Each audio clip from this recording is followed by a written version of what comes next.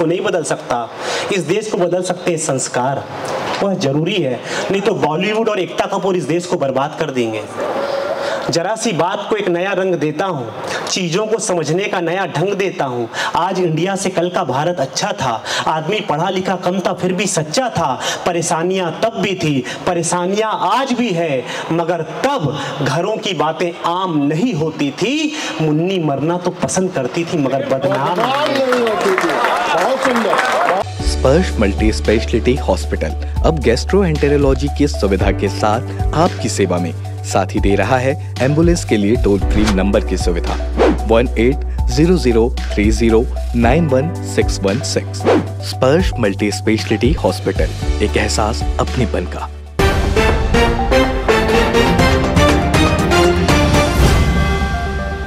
बहुत ही सुंदर प्रस्तुति निशा जी की। आज के इस कवि सम्मेलन के अंतिम कवि के रूप में मयंक शर्मा को मैं बुलाऊं, उससे पहले अंग्रेजी में कहावत है, जो seen the crowd no meet the leader. तो जो सबसे चमकता हुआ रत्न होता है उसको सबसे आखिरी में किया जाता है। संकट है मित्रों, सभी कवियों के हरेली में एक आयोजन करेंगे, पहन क्या नाम, 2 मिनट आपको भी ध्यान चाहूंगा मैं। लड़ाई संस्कारों की है, लड़ाई संस्कृति की है, लड़ाई सभ्यता की है, लड़ाई भाषा की है, और लड़ाई बड़ी दुर्गम है, बहुत कठिन है। लड़ाई हमको लड़नी अब तो उस वह के उस दौर पे पहुंच गए हैं कि जब हम बता सकते हैं, समझा सकते हैं। लड़ने वाले योद्धा ये तरुण जो बैठे हुए हैं इस मंच पे, वीर रस की कविता की आवश्यकता क्यों पड़ती है? जैसा कि मैंने आपको बताया कि नेहरू जी को जब दिनकर ने संभाला और दिनकर ने कहा कि जब जब राजनीति गिरेगी कविता उसको संभाल लेगी, उसी दिनकर ने उसी जवाहरलाल नेहरू को भारतीय संसद में खड़े होकर ललकारा था।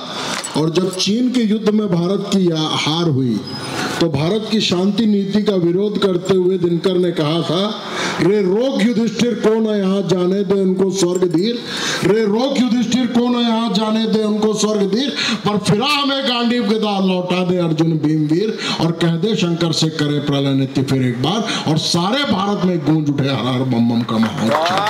आवश्यकता आज की युवा पीढ़ी को क्या बताने की है? पिछले 60 सालों से मेरी अपनी कविता की 4 पंक्तियां पढ़ना चाहूंगा। बिता दी कई सदियां तूने श्वेत कपोत उड़ाने में। हमारी युवा पीढ़ी को पिछले 70 साल में सिखाया ही गया है। बिता दी कई सदियां तूने श्वेत कपोत उड़ाने में, बिच्छुओं को सहलाने में, नागों को दूध पिलाने में, किंतु भेड़ियों को शांति घोष कब समझ आता है? वन में तो विनम्रता को दुर्बलता ही समझा जाता है। तो 100 की गिनती पूरी हुई बता दे अब शिशुपाल को, और तेरे अंदर चक्रधर जागे सोने दे बंशीधर गोपाल को। तो इन कविताओं के साथ, इन पंक्तियों के साथ पंडित रामधारी सिंह दिनकर की 4 पंक्तियों को उद्धृत करते हुए मैं मयंक शर्मा को बुलाना चाहूंगा कि क्षमा दया शोक, क्षमा दया प्रेम, ये सारी बातें किताबों में लिखी तब तक अच्छी लगती हैं जब तक सामने वाला उनको समझने के लायक हो। लेकिन दिनकर कहते हैं कि क्षमा दया तब त्याग मनोबल सबका लिया सहारा, पर न व्याघ्र सुयोधन कहो कब कहा तुमसे हारा। विनित हुए तुम रिपु समक्ष जितना ही, दुष्ट कौरवों ने कायर समझा तुमको उतना ही। क्षमा शोभती उस भुजन को जिसके पास गरल हो, उसको क्या जो दंतहीन विश्रहित विनीत और सरल हो। 3 दिवस तक रघुपति सिंधु किनारे, 3 दिवस तक रघुपति सिंधु किनारे बैठे पढ़ते रहे छंद अनुनय के प्यारे प्यारे। उत्तर में जब एक भी नाद उठा नहीं सागर से, उठी अधीर धधक परुष की, उठी अधीर धधक परुष की जो आग राम के शर से। सिंधु दे दर त्राही त्राही करता गिरा शरण में, और चरण पूज दास्ता ग्रहण की बंधा मूड बंधन में। तो शर्मे ही बसती है दीप्ति विनय की, शर्मे ही बसती है दीप्ति विनय की, और संधि वचन संपूज्य उसी का जिसमें शक्ति विजय की। तो आइए आज सुनते हैं आज के सबसे अंतिम और सबसे ओजस्वी कवि को आपके बीच में बुलाना चाहूंगा। हमारे शहर का नाम पूरे प्रदेश में और प्रदेश के बाहर रोशन कर रहा है मयंक शर्मा, ओज का एक बहुत ही शानदार कवि। मैं उसका स्वागत करता हूँ।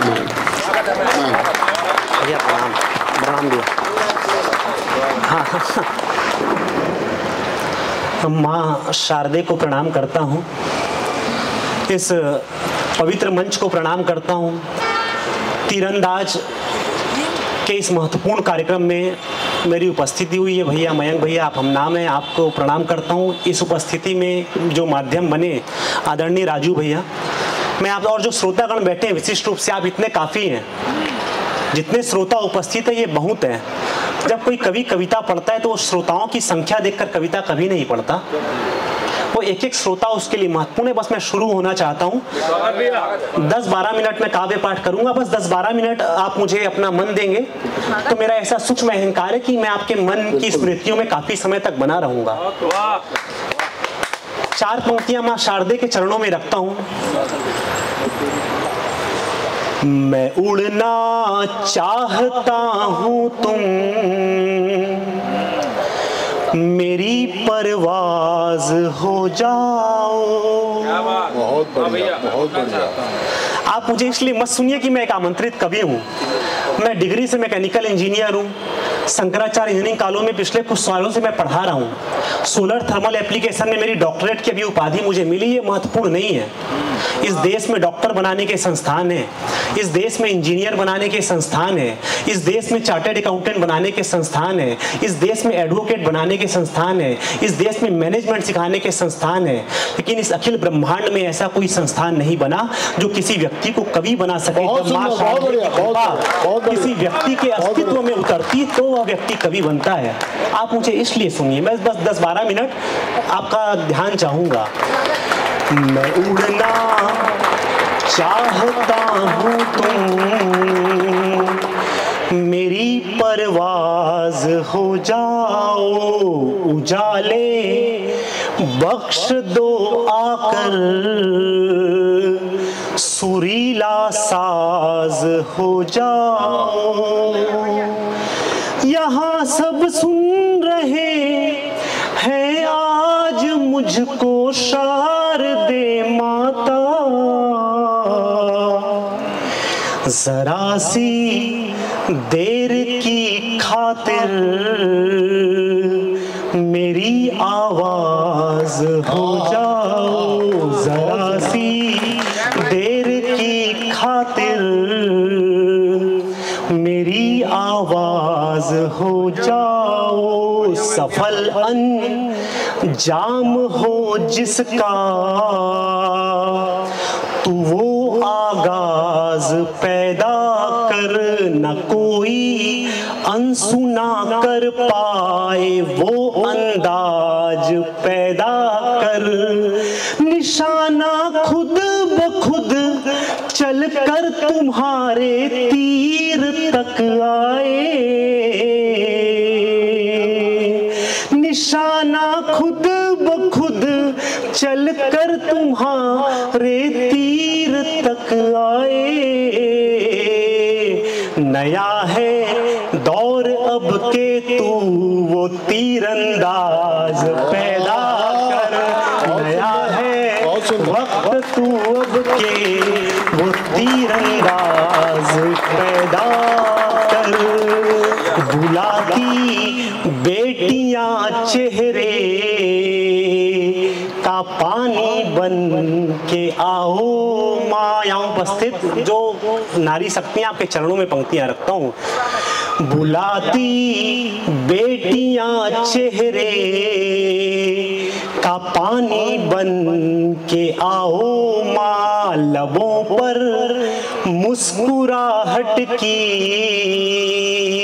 निशानी बन के आओ। माँ कोई दानव किसी बेटी का आंचल छू नहीं पाए। हर एक बेटी में तुम झांसी की रानी बन के आओ। माँ हर एक बेटी में तुम झांसी की रानी बन के आओ। माँ न डरना मंचलों से तू वहीं पर डांट कर आना। कोई संविधान इस देश को नहीं बदल सकता, इस देश को बदल सकते हैं संस्कार। वह जरूरी है, नहीं तो बॉलीवुड और एकता कपूर इस देश को बर्बाद कर देंगे। जरा सी बात को एक नया रंग देता हूँ, चीजों को समझने का नया ढंग देता हूँ। आज इंडिया से कल का भारत अच्छा था, आदमी पढ़ा लिखा कम था फिर भी सच्चा था। परेशानियां तब भी थी, परेशानियां आज भी है, मगर तब घरों की बातें आम नहीं होती थी। मुन्नी मरना तो पसंद करती थी मगर बदनाम नहीं होती थी। बहुत सुंदर, बहुत सुंदर, बहुत सुंदर। न डरना मंचलों से तू, वहीं पर डांट कर आना। 7 जन्मों के बंधन निभाने वाला यह देश 7 दिन का लव फेस्टिवल मना रहा है। इस देश के बाजारीकरण ने हमें क्या सिखा दिया? प्रेम की हर निशानी ही मर जाएगी, प्रेम की हर निशानी ही मर जाएगी, ख्वाब की बागबानी ही मर जाएगी। प्यार गर 7 दिन में सिमट जाएगा, 8वें दिन कहानी ही मर जाएगी, 8वें दिन कहानी ही मर जाएगी। न डरना मंचलों से तू, वहीं पर डांट कर आना। तू अपने हौसलों से मुश्किलों को पाट कर आना। निकलते वक्त बेटी को सिखा कर भेजिए घर से, कोई गंदी नजर डाले तो गर्दन काट कर आना। कोई गंदी नजर डाले तो गर्दन काट कर आना। कोई गंदी नजर डाले तो गर्दन काट कर आना।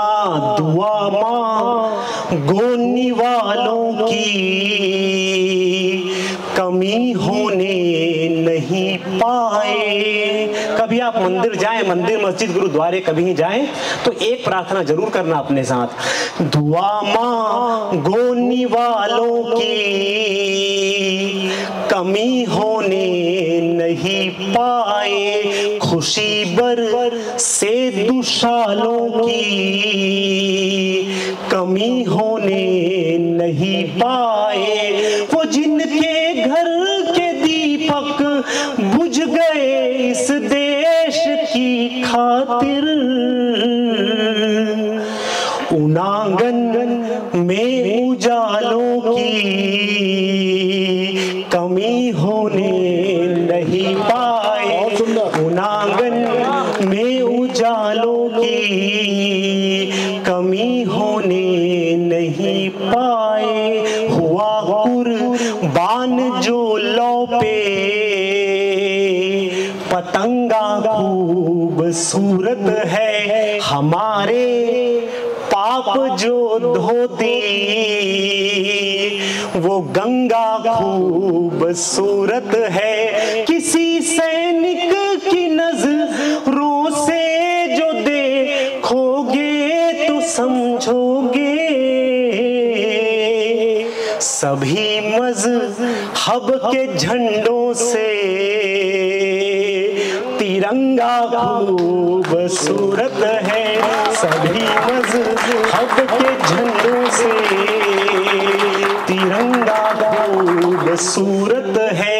भले सर हद पे अपनी जिंदगी खोते रहे बेटे, मगर इस मुल्क में एक हौसला बोते रहे बेटे। तिरंगे में चमक आई नहीं है सिर्फ नारों से, लहू दे कर तिरंगे को सदा धोते रहे बेटे। लहू दे कर तिरंगे को सदा धोते रहे बेटे। कोई इस मुल्क को बकेगा अगर गालियां तो कैसे मेरे खून में उबाल नहीं आएगा। यह मुल्क आपका है। आपकी माँ को, आपकी बहन को, अगर आपके पिता को गाली दी जाती है और जो आपका प्रतिकार होता है, इस देश को कभी गाली दी जाए तो आपका प्रतिकार वैसा ही होना चाहिए कि कोई इस देश को बकेगा अगर गालियां तो कैसे मेरे खून में उबाल नहीं आएगा। कभी आपने सुना इंग्लैंड फादर, अमेरिकन पिता, न्यूजीलैंड चाची, ऐसा नहीं बोला जाता। यह देश हमारे लिए जमीन का टुकड़ा नहीं है, इसलिए हम इसे भारत माँ कहते हैं। बहुत सुंदर, बहुत बढ़िया। कि कोई इस देश को बकेगा अगर गालियां तो कैसे मेरे खून में उबाल नहीं आएगा। और काल के कपाल पर ठोक देंगे ताल, लाल काल ये न सोचे तेरा काल नहीं आएगा। कि कितनी ही माओ ने कलेजे दान कर दिए हैं और क्या हुआ जो लौट तेरा लाल नहीं आएगा। कि बूंद बूंद रक्त की चढ़ा दूंगा माँ भारती पे, अम्मा तेरे दूध पे सवाल नहीं आएगा। बूंद बूंद रक्त की चढ़ा दूंगा माँ भारती पे, अम्मा तेरे दूध पे सवाल नहीं आएगा। दोस्तों, इस देश को तोड़ने का एक पाखंड चल रहा है, बस उससे सावधान हो जाना वह जरूरी है। उससे बच गए तो यह देश बच जाएगा। उससे सावधान रहे, जातियों पे मत बटिए। हम सभी सनातनी लोग हैं, बस उसे ध्यान रखकर चलिए और हम उस जगह तक पहुंचेंगे जो शायद दूसरे देश न पहुंच पाए। कि सरहदों की देश पे सुरक्षा पे जवान जो भी, उन सभी जवानों का जुनून हिंदुस्तानी है। और देख के तिरंगा चोटियों पे मुस्कुरा रही है, उन ऐसी आंखों का सुकून हिंदुस्तानी है। कि खा के इस देश का जो देश को दगा न दिया और खा रहे वो तेल और नून हिंदुस्तानी है। और ना ही किसी जाति का है ना ही किसी मजहबों का, सरहदों पे लड़ने वाला खून हिंदुस्तानी है। ना ही किसी जाति का है ना ही किसी मजहबों का, और सरहदों पे लड़ने वाला खून हिंदुस्तानी है। ना ही किसी जाति का है ना ही किसी मजहबों का, सरहदों पे लड़ने वाला खून हिंदुस्तानी है। और ध्यान रखिए, यह बड़ा महत्वपूर्ण है कि आपके बेटे क्या पढ़ रहे हैं। आपके बेटे क्या पढ़ रहे हैं, उनसे उनका जीवन बनेगा। वो जो सोचेंगे वैसा जीवन बनेगा और देश के वो ऐसे नागरिक बनेंगे। मैं 4 पंक्तियां और पढ़ता हूँ कि शाहरुख आमिर के गुणगान में रहे तो, कि शाहरुख आमिर के गुणगान में रहे तो नेताजी सुभाष के जमाने कौन गाएगा। और सबको लुभाएंगी रंगीनियां विदेशों की, तो सरहदों पे देश को बचाने कौन जाएगा। कि चोली वाले गीतों में ही झूमेगी जवानी, तो माँ भारती का आंचल सजाने कौन जाएगा। कि मुन्नी और शीला की जवानी में फंसे रहे तो वंदे मातरम के तराने कौन गाएगा। मुन्नी और शीला की जवानी में फंसे रहे तो वंदे मातरम के तराने कौन गाएगा। वस्त्र जो विशेष थे वो त्याग कर डाले गए और पहनी गई लंगोटियां पढ़ाइए। कि वस्त्र जो विशेष थे वो त्याग कर डाले गए और पहनी गई लंगोटियां पढ़ाइए। और जो बोटियां कटा दी पर धर्म बदला नहीं था, काश्मीरी पंडितों की चोटियां पढ़ाइए। बहुत बढ़िया।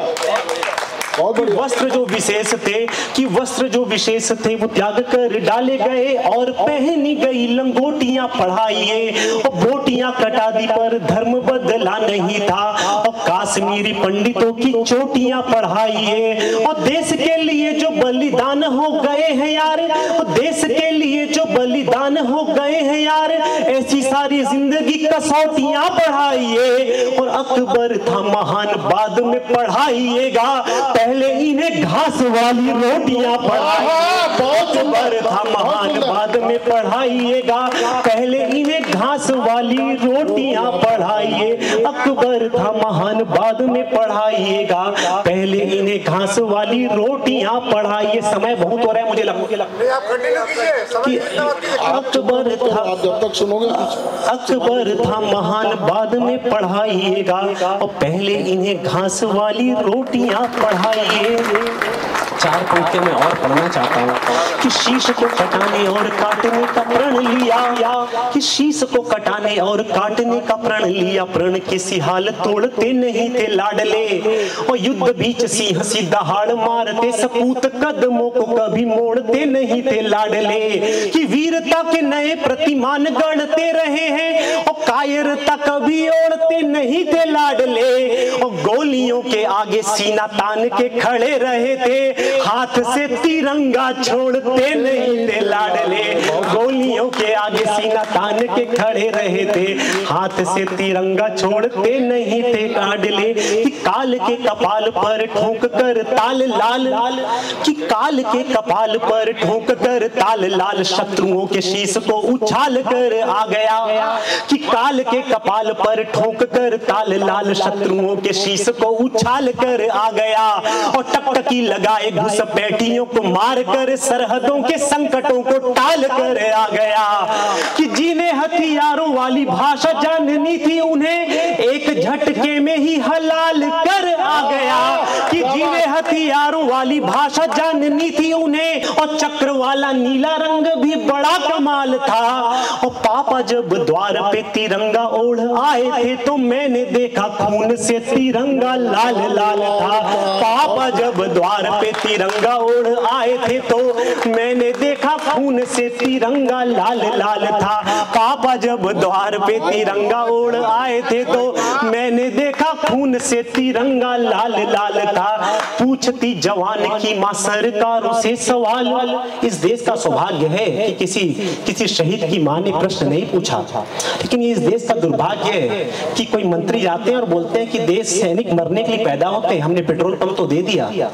मयंक शर्मा अपनी भूमिका में है, उठता है 4 पंक्तियां कि पूछती जवान की मां सरकार से सवाल, मेरे पोते पोतियों की ढाल कौन लाएगा, और मेरी बहू रानी का सुहाग कौन लाएगा जी, मांग का सिंदूरी रंग लाल कौन लाएगा, और कौन लेके आएगा जी बूढ़े बाप वाली लाठी, और बहना की सर्दियों में शॉल कौन लाएगा, कि मौत के मुआवजे को ठोकर मैं मारती हूँ, सिर्फ ये बता दो मेरा लाल कौन लाएगा, मौत के मुआवजे को ठोकर मैं मारती हूँ, सिर्फ ये बता दो मेरा लाल कौन लाएगा। जब एक सैनिक लड़ने जाता है तो वो कुछ वादे करके जाता है अपने घर वालों से, माँ से कहता है माँ मैं जब आऊंगा तो साथ में तेरे लिए साड़ी लेने चलेंगे, पिता से कहते हैं पिता मैं आऊंगा तो तेरा चश्मा बनवाऊंगा, बीवी को कहता है कि मैं आऊंगा तो कहीं चलेंगे घूमने, तेरे साथ में वक्त गुजारूंगा, बेटे को कहता है कि बेटे तेरे जन्मदिन का खिलौना बाकी है, तेरा बाप जब लौटेगा तो तेरे लिए खिलौना लाएगा, लेकिन जब वो लौटता है तो उसकी सांसें जा चुकी रहती है, वो शहीद हो जाता है। वो क्या लेकर आता है अपने घर वालों के लिए, सुनना कि सरहदों पे सर कटा के कहने लगा शहीद, कि सरहदों पे सर कटा के कहने लगा शहीद, बाप तेरे नाम को सफल कर आया। मैं ढेर ढेर बधाई देना चाहता हूँ तीरंदाज के समूह को, मयंक भैया को, और मेरी उपस्थिति राजीव भैया कि उन्होंने एक ऐसा वातावरण, हमें अपनी कविता पढ़ पा रही है, नहीं तो लफाजियां तो बहुत चल रही है, और भरत भैया से लेकर राजीव भैया भाभी तक सभी ने बहुत ही अद्भुत काव्य पाठ किया है। मैं इन सभी को बधाई देना चाहता हूँ, श्रेष्ठ काव्य पाठ किया है, और आपने जैसा सुना आपके लिए आप स्वयं एक बार जोरदार ताली, आप सभी जो श्रेष्ठ श्रोता है वो बड़े महत्वपूर्ण है। आनंद भैया भी बैठे हैं। जब ऐसी कविताओं को सुना जाएगा इस देश में द्विअर्थी संवाद इसलिए शुरू नहीं हुए कि अच्छा लिखने वाले लोग नहीं थे, द्विअर्थी संवाद इसलिए शुरू हुए कि जनता ने द्विअर्थी संवाद सुनना चालू कर दिया। इस देश में अश्लीलता इसलिए हावी नहीं हुई कि साफ सुथरी पिक्चरें बनाने वाले लोग नहीं थे, लेकिन साफ सुथरी पिक्चरों में थिएटर खाली रह जाते थे, इसलिए अश्लीलता प्रारंभ हुई। हम अपने को सुधारेंगे, ये देश सुधरेगा। एक सैनिक क्या लेकर जाता है सुने कि सरहदों पे सर कटा के कहने लगा शहीद, बाप तेरे नाम को सफल कर आया हूँ, और बहना से कहने लगा राखी का भी मान रखा, और राखी वाले धागे को मंगल कर आया हूँ, और दादाजी से कहने लगा खानदानी पूत हूँ मैं, रक्त के निशान को प्रबल कर आया हूँ, और कहती थी माता दूध जल नहीं कर देना, आज तेरा दूध गंगा जल कर आया हूँ, कहती थी माता दूध जल नहीं कर देना, आज तेरा दूध गंगा जल कर आया हूँ। मैं जिस इंजीनियरिंग कॉलेज में पढ़ाता हूँ, मेरे छात्र मुझसे पूछते हैं कि सर ये सनातनी होते कौन है, ये हिंदू होते क्यों, इतना ही देश में विवाद चलते हैं, परिभाषा क्या है। मैंने बहुत कोशिश की मैंने विकिपीडिया पढ़ा भैया, कुछ और भी मैंने ग्रंथ उठाए, मुझे समझ नहीं आया हिंदू की परिभाषा मैं अपने छात्रों को क्या दूं। मैं उनकी नज़र में एक आइडल हूँ, मैं उनका टीचर हूँ, इसलिए मैं कविता पढ़ रहा हूँ तो एक तीरंदाज के कार्यक्रम से मैं एक सनातनी की, एक हिंदू की परिभाषा सौंपता हूँ मैं। ये मैंने ऐसा सोचा, ये परिभाषा है या नहीं वो मैं नहीं जानता। कमजोर को राहों में कभी छोड़ते नहीं, कमजोर को राहों में कभी छोड़ते नहीं, जालिम के आगे हाथ कभी जोड़ते नहीं। ये डबल आवाज की बारी मुझे नहीं पता। कमजोर को राहों में कभी छोड़ते नहीं, जालिम के आगे हाथ कभी जोड़ते नहीं, भगवान की कसमों को भले तोड़ भी दे हम लोग तिरंगे की कसम तोड़ते नहीं, भगवान की कसमों को भले तोड़ भी दे हम लोग तिरंगे की कसम तोड़ते नहीं। खुशी से है या गम से है ये आंखें नम समझते हैं, मेरी चीख मैं इसलिए भी ज्यादा खुश हूँ, जैसे कि गजराज भैया हमेशा बोलते कि मयंक भाई तुम ओज के कवि नहीं हो, तुम ओज मिश्रित करुणा के कवि, ऐसा गजराज भैया कहते हैं। और मैं उन कविताओं को, भैया भी कहते हैं, मैं उन कविताओं को पढ़ पा रहा हूँ। शायद मतलब ये मेरा अहंकार तो शायद न हो, देश के गिने चुने एक या दो कवियों में शायद उस श्रेणी में मैं आ रहा हूँ भैया, शायद कि वो मैं ओज मिश्रित करुणा पढ़ पा रहा हूँ। बहुत सुंदर। और बहुत सारी कविताएं जो मैं बहुत सारे मंचों में नहीं पढ़ पाता मयंक भैया, वो मैं यहाँ पढ़ पा रहा हूँ। तो आप मेरी कविता के लिए उस ट्रे की तरह है जिसमें पैदा होते ही नर्स किसी बच्चे को रखती है। बहुत सारी कविताएं जो मेरे मन में थी, मैं उसे किसी मंचों पर पढ़ नहीं पाया, मैं पढ़ता हूँ। खुशी से है या गम से है ये आंखें नम समझते हैं, मेरी चीखों के पीछे का वो सूनापन समझते हैं, ये दुनिया तो मेरे आंसू भी अक्सर पढ़ नहीं पाती, मेरे पापा मेरे चेहरे का हर मौसम समझते हैं, मेरे पापा मेरे चेहरे का हर मौसम समझते हैं, उदासी छू न पाती थी मुझे ताजा सा रखते थे। 3 पीढ़ियों का मुक्तक पढ़ रहा हूँ। उदासी छू न पाती थी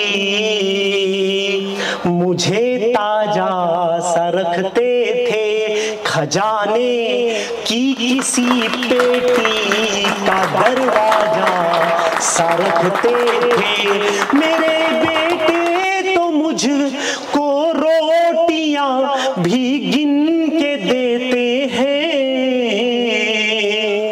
मेरे माँ बाप जब तक थे मुझे राजा सा रखते थे, मेरे माँ बाप जब तक थे मुझे राजा सा रखते थे।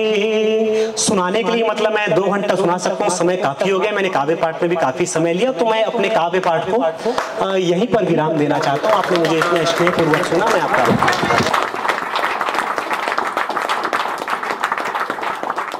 सुधीर एक्सरे एंड डायग्नोस्टिक, तकनीक नई, भरोसा पुराना। Advance MRI, multi slice CT scan, digital x ray, 5D and 4D colour ultra sonography, Sudhir x ray and diagnostic. आदिवासी हेयर ऑयल एक ऐसा आयुर्वेदिक तेल जो करता है आपके बालों की समस्या का पक्का समाधान, झड़ते बाल रोके और नए बाल उगाए, वो भी 100% गारंटी के साथ। ऑर्डर के लिए कॉल करें 9663349312 पर।